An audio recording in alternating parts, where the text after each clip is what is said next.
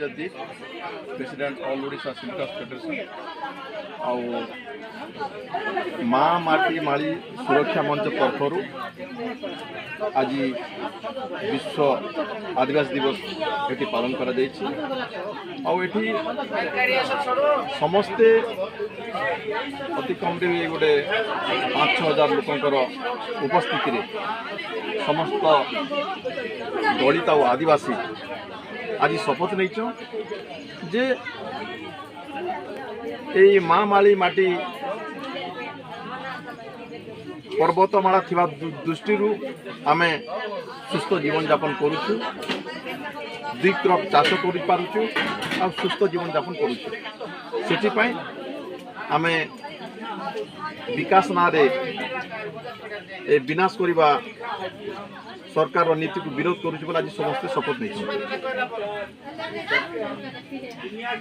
sir सरकार केन बोले अन्य अत्याचार करुचे सरकार को आम निवेदन रखुचु और दाबी रखुचु जदि तुम विकास करने चाहूच तो आईन सम्मत और संवैधानिक प्रक्रिया रे तुम विकास कर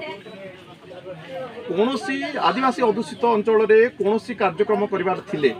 कौनसी कंपनी करिवार थिले कि जेकोसी विकास करिवार थिले सेठी ग्राम सभा करा जाए आ समस्त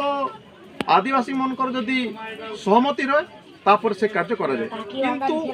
ता न करिकरी पुलिस रो बंदूक मुन रे पुलिस प्रशासन को लगाई पूरा ब्रिटिश शासन कला परी जोर जबरदस्त विकास ना रे